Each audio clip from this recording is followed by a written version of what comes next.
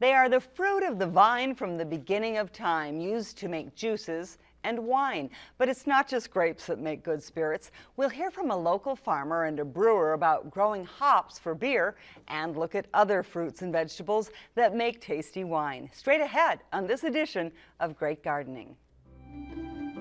We celebrate each year as we receive it.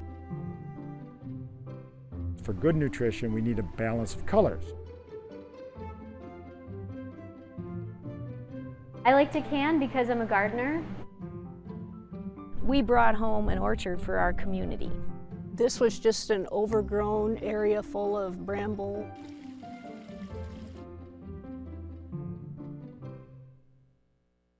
Welcome to Great Gardening. This week, growing and using fruits and vegetables for beverages. Our garden experts are here to talk about that and answer garden questions. Tom Casper is the president of the Duluth Garden Flower Society, and Bob Olin is a St. Louis County educator and horticulturist.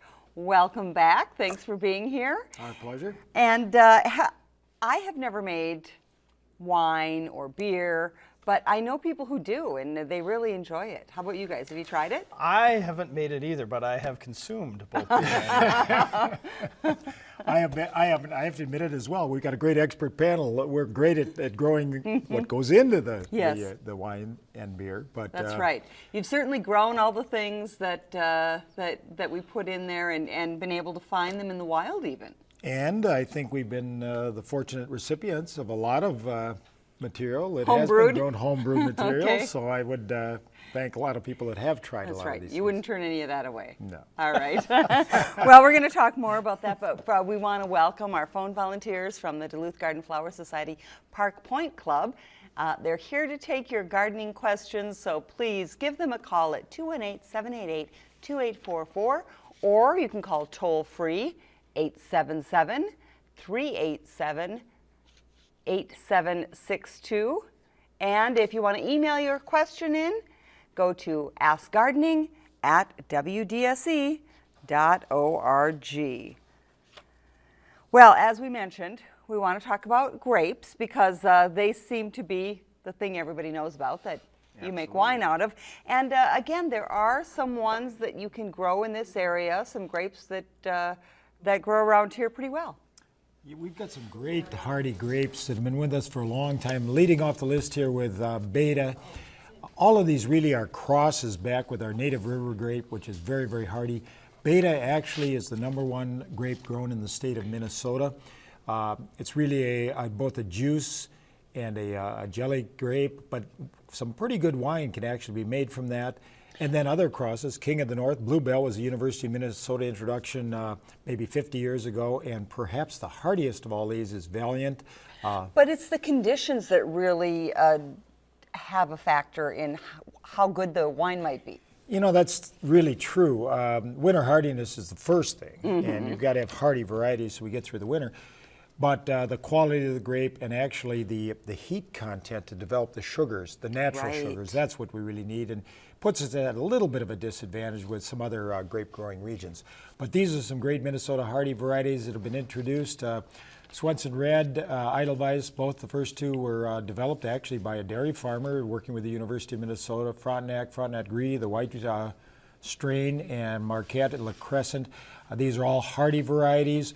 They certainly could be grown in this area, but once again, we may not get quite the sugar content that they can in other parts of the state because they have a little bit more heat units. I noticed in doing research that there are some award-winning wines, though, that come out of some of these grapes from Minnesota and Wisconsin. So Yeah, definitely is done. And we have featured one of those gardeners before that has done very well at the state fair with the wine that she makes from locally grown grapes as well. So. And I think she makes them from Beta, as we talked Yes. about, which Yep. people kind of poo-poo because it's not noted as a real quality wine grape, but nonetheless it works pretty well. Yeah. Okay. Well, we're going to get to more on what you can make into wine, but we're going to answer some questions right now that we had left over from last week and a couple of them that were emailed in, so let me get right to that. The first one from Betty in Hermantown: what's the difference between potting soil and garden soil? It's really a pretty good question. Most of our garden soils really are mineral soils. We've got two types of soil, and it depends on where they came from. Mineral soil came from rock and deteriorated over time, and then organic soils came from vegetative material, in this area principally peat. So potting soils are principally, they start with a base of peat, and then we add amendments to that, where a garden soil is the mineral component of that. Once you put things in a container, you really need good drainage, and there are other aspects of an organic or vegetative soil. Mineral soils in containers don't work very well because they're just too heavy and we don't get the good drainage. that we Another need. soil question, it's about adding lime to commercial potting mix for tomatoes. Now, Pete from Duluth says he has 3 to 4 gallon containers. What quantity would you recommend when adding lime to commercial potting mix? You know, that's easy. I wouldn't be adding anything, probably. Zero. Lime is an alkaline agent, Okay. and unless you knew what the pH with, a lot of these commercial mixes are actually pH adjusted.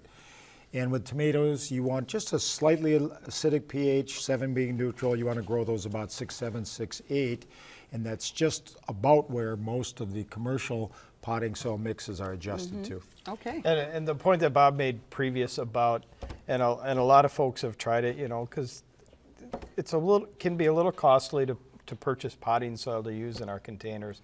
And we think about maybe cutting corners a little bit and using some of that soil from the garden. It's really too heavy and too compact to be used in containers. So spend that extra couple of dollars, make sure you get a good soil for your plants to start in. Here's a follow-up question I have from Pam in Hermantown. I took out my big, huge planters that I set, you know, in the front yard, and we just move them out of the way and move them back out. Do I have to get all that old dirt out of there there's and then replace it? There's a good question. You don't have to do it, but it's always a good idea to open things up. Okay. We really never like to use soils continuously with the same type of crop. We can build both disease issues there and the potential for insect issues. So I usually recommend that people dump those containers, mix in some new peat moss, maybe some new perlite, and if you're going to use a little bit of garden soil, a small amount of light soil, then you've got a new mix that's available, and then refill your pots. All right. So the answer is to Pam in Hermantown, no, you can't use the Get soil. busy out there. A little bit extra Quit trying effort, to- that's right. Quit trying to save your soil and scrimp by and cheap out. Okay. Linda from Duluth says she just heard of 2 solutions to keep deer from eating flowers. One is boiling rhubarb leaves and spraying the cooled water on the plants. And then the other one is Milorganite fertilizer, which I just bought. So I'm anxious to hear what you say about that. I'll do the Milorganite. Okay, you've had personal experience. I've had personal experience. And it does have on the label, it offers some deer resistance, and it does seem to work. I've used it for years as part of a combination of things that I've used in my garden. It's an organic fertilizer made as, it's a sewage byproduct of the city of Milwaukee's treatment facility, so there is a fragrance that comes with it. But it does seem to have some effectiveness, and it's also a good iron supplement to the garden. So, Product that has use, Florida, I believe University of Florida did some work on that, took a look, and they're not making a lot of claims about deer resistance. Deer have been pretty resilient to a lot of things. With all these taste and odor repellents, the big thing I think is to continually mix them up, exchange them, and they don't always work for extended periods of time. And a little bit here, a little bit there of different types of materials can be helpful. Like you, Tom, that's what I do. I use the Milorganite and then I use other things. What about the rhubarb leaves? Anybody heard about that? Well, we know the leaves are filled with oxalic acid. When you burn them, when you boil them down, I'm not sure how much of that we would lose. I don't think I'd be protecting my prize tulips with it. All right. Well, Linda, if you give it a try, let us know how it works. And we have an upcoming use for rhubarb that's much better than That's that. right. That's right. We'll talk about that in a minute. Well, late last summer, though, we made our way to the shores of Chequamegon Bay to visit a vast and vibrant garden that overlooks the water. And we take you there now in this week's tour. We're Jim and Joanne Collins from Bayfield, and welcome to our garden. Beautiful day to be touring our gardens. We've owned the property for about 8 years, and most of the gardens were here. We've just enhanced them a bit, and we've established a few new ones as well. The local people call this Lampa Field, which used to be a sheep farm and a strawberry farm. That's what this was. So it's changed quite a bit over the years. The heather was the former owner's favorite garden. She liked the heather gardens because you don't find heather up here. So we have heather and lavender that don't freeze out. which is nice. We planted 100 lavender plants. Still doing well. It is That's doing all right. well, and it smells so good. Well, we can grow things in 5A and 5B. So we've been pleased that some things that they are listed as 5B survive very nicely and for a number of years here.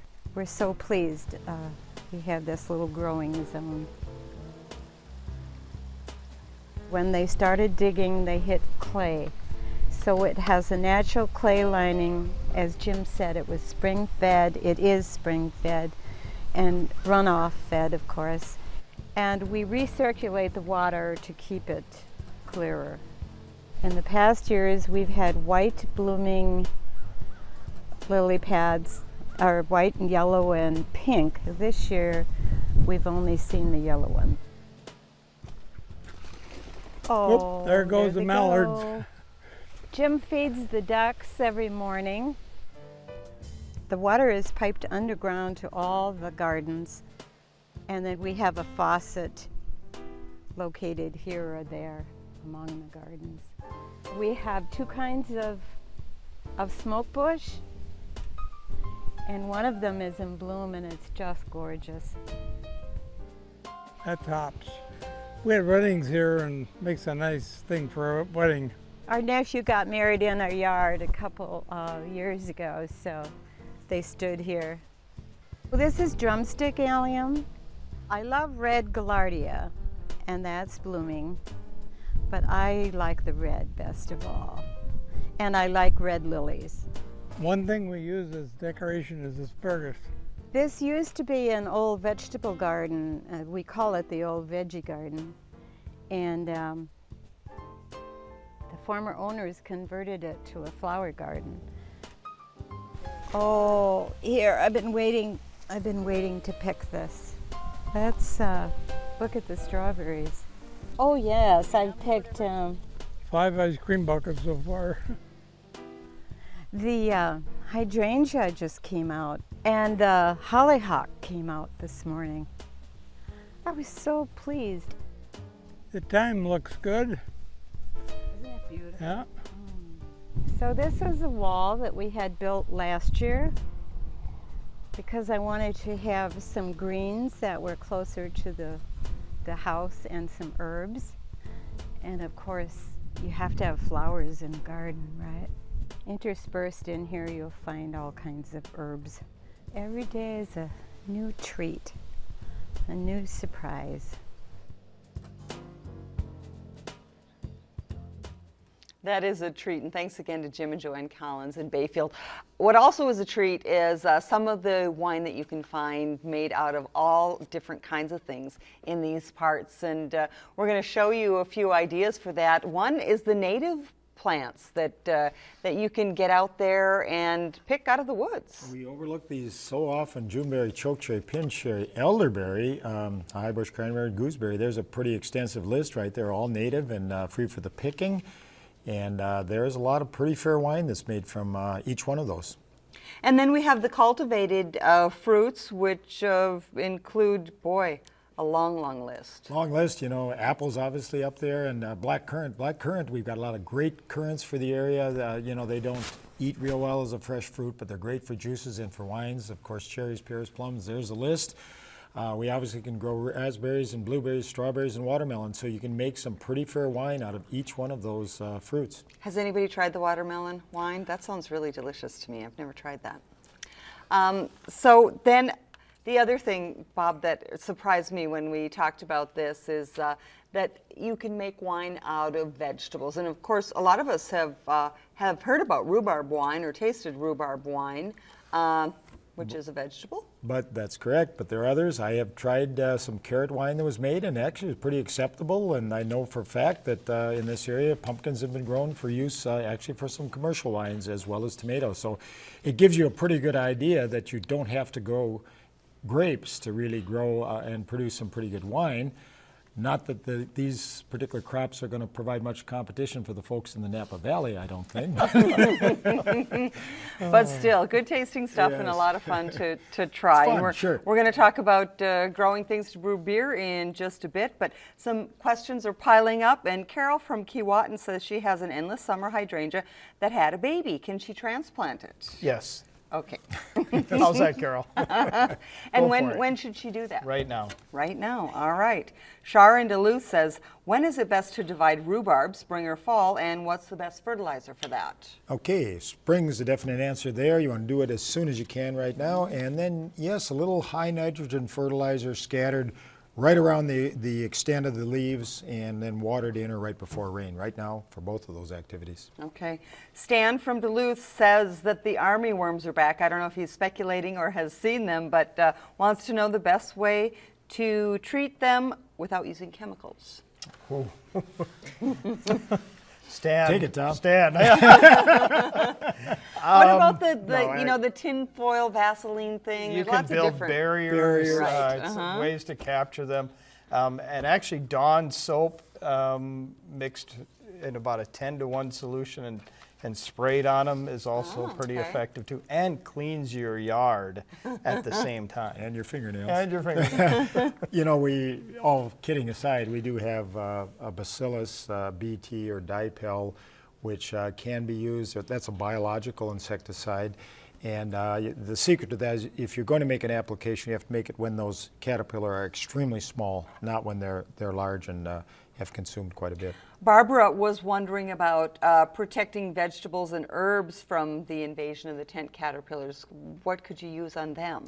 Well, again, we don't want to create any panic, but in most situations, and we may see some high populations this year, but I've not seen a lot of the egg masses where I've been looking, so I think it's going to be very spotty. So let's not panic this year at least, but it's going to be barriers again. When we talk about herbs and a diversity of things, you really want to stay away from pesticide controls, and you want to erect barriers. You can use poly around the garden, and you can use a little bit of vegetable oil so they can't get up and over. So there's some barrier controls are going to be the best answer there. And, All right. and there's sticky traps too, or the sure. the tanglefoot that you can. But the armyworms are going to pile up on that They're stuff. always fun to clean up, Yeah. aren't they? But not till next year. Pesticide Not free. till next year. All right. Linda from Duluth says, does she need to prune hardy hibiscus? Sure. And right now is the time to do that. It probably hasn't Okay. leafed out yet. Go in and take out those dead tips or take it back to the live growth on it. More than likely, she's got some dead tips on there from the kind of winter that we had this year. So. Okay. Linda from Lakeside has a Japanese yew that faces north. It got it's rust colored, exposed to the sun. We talked about some of that damage that was done by the sun over the winter. And we've seen a lot of winter burn in, especially yews and some of the other tender evergreens are seeing some of that kind of damage. Most times it's going to grow out of it. She should give it a little time to see what the new growth does this spring. So. And a little fertility right now isn't going to hurt as well. So a little more lawn fertilizer in that general area would be good. Okay. Lori from Culver wants to know when she can prune a cranberry bush. Again, right now, Right now. you want to be a little careful. You want to prune, always prune back, look for the buds. The buds are swollen right now, and you really don't want to come down onto that woody material. So about a 1/16 of an inch above the buds, which is a good idea. Yeah, so they have a beautiful bright red bud, and she wants to, like Bob said, go in and kind of carefully remove any of that growth that she wants to take it down, but cut as close as she can to those buds, or else she's going to end up with dead tips across the top of it. So. All right. Greg from Brule wants to know, what can I plant in cold soil now? Tom, who has cold soil? No, that's really a very good question. Let's see. If he's going to direct seed, I would say think about the salad crops. This would be peas, lettuce. If you're going to grow any fresh spinach, it really needs to go in very quickly. And then carrots, beets. The things you want to stay away from are the warm season crops. We don't want to get your sweet corn in, and at this point, and melon seed and so forth will very readily rot. But the salad crops should all go in right now. Okay, quick follow-up question, because I saw some white stuff today. Is it going to hurt anything that's coming out of the ground? Well, we're not supposed to get that terribly cold, so I don't Okay. think anything that we saw today is going to have any detriment on what we're growing, except for our own personal feeling of the souls. kind of personal spring we've had. But I saw the same and was a Yeah. little concerned that maybe summer's come and gone. It was a nice weekend we had last year. fall cleanup. Okay, lots more questions, but we're going to have to wait on those because we want to talk about the art and science of making craft beer. It's a burgeoning business in these parts, so it makes sense that more hops are being grown here. One local farmer tells us how it's done.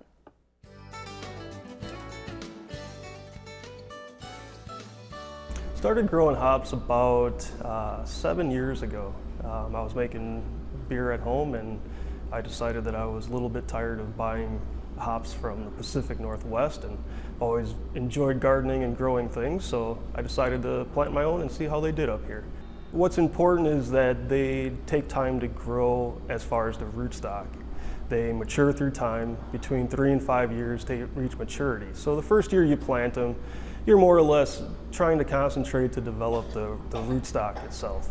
Finding a full sun spot with light sandy soils, good organic matter, and pay attention to your basic growing needs. They're heavy feeders and their water demand is also heavy. In this climate, it's not a bad idea to start them inside because we have such a short growing season.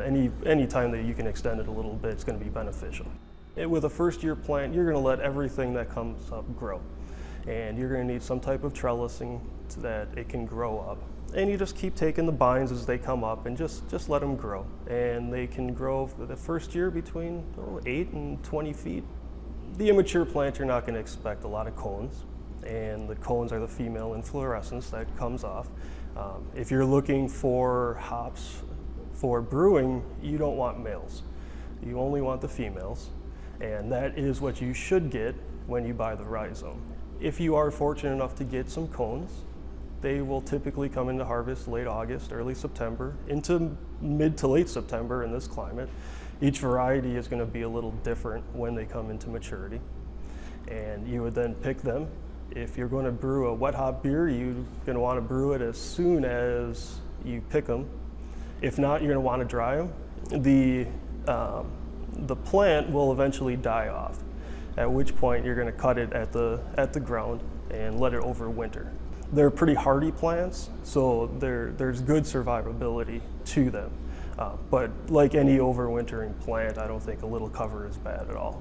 For us, the closest farmer that we have would be Paul over at Brew River Hilltop Hops, and we use his hops. And he was aware of the concerns that brewers have because it's more than just being able to grow a hop. You don't just plant it and then go to your brewery and go, hey, do you want these? You know, we do need some numbers, we need them analyzed, we need to know what went into them. When you have a hop farmer that's 20 minutes, 30 minutes away tops, gives you the option of doing these wet hop beers at harvest time too. So the decision to work with a local grower for me was just a no-brainer. He helped us design a bed on the south side of the building and put the trellis up for us. This year, with any luck, we'll be able to use some of those. The hops really do have that mystical quality to them that they're just fun to grow. They can grow up to a foot a day, which is just amazing, especially in these climates here. They're good to make teas out of. They are very aromatic, so they're nice to make into hop pillows, and they're known to help you fall asleep. And a general all-around just wonderful smell that permeates the air.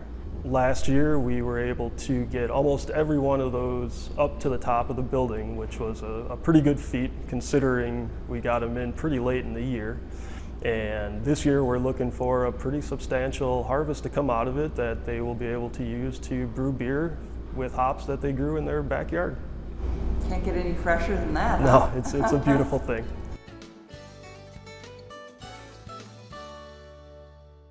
A lot of people growing hops and looks like a lot of fun and makes great beer as well. Yeah, and it actually hops is a beautiful vine to grow gorgeous. as well, just for its aesthetic in the garden. So Right. folks should look for it. Over trellises, you have one, I Yeah. know. All right, well, we only have a couple minutes left, so we're going to get a few more questions in. Judy from Buell says, Dandelions also make good wine, and that's a great point, Judy. They do. certainly do. Patricia from Superior has a Concord grapevine that was pruned in the fall but doesn't bear fruit, but has great foliage. So is that gonna bear fruit? Or maybe not, a Concord? Well, it should, It yes. should? Okay. Yes, it should, Okay. as long as she's getting it through the winter. She has some protection in Superior. Many of these varieties were back crosses with Concord. Okay. Here's a question sent in via email. Marie says, how best do you grow garlic in our region? Well, garlic will grow extremely well here, but it's the one crop we really plant in the fall. You're just not going to get enough size right now, so wait for the fall, get it in about October 15th, make sure it's covered properly, and then get it uncovered in the spring and harvest about in August. So it's really a fall crop. It's a long season, but it's a good It's a fun crop. It's fun, something to do fun in the fall and see coming up very early in the spring. One more quick one. Dale from Hibbing has an old plum tree. The leaves have bumps and curl up. What's going on there? Any idea? Yeah, more than likely galls would be my assumption. It's Okay. either insects or mites or maybe both that are doing the damage, and just something you're going to have to live with short of a rather extensive pesticide program that we wouldn't really advise for a Okay. plum tree. Good Great, fall thanks cleanup. much. I'm Oh, sorry. Good no, fall go ahead. cleanup will help with that as well. So getting those right. leaves out in the fall and off-site. It's important. All right. Well, beginning a garden can seem like a daunting task, but it's amazing how quickly it all comes together, producing beautiful results. Here's one example of that in this week's Growin' Show. Jean Carroll of Duluth is a new fan of great gardening who wanted to share her recent success with this effervescent garden she created from an old bed. Jean dug out the previous raised garden encased in rock and decided on the lasagna method, where compostable materials are placed in layers and break down naturally, creating a fertile base. Jean used newspaper and heavy cardboard, followed by garden green compost, and after 2 seasons is thrilled with the results. She says, despite the effort, it was a labor of love, with spectacular blooms last summer. Keep up the good work, Jean.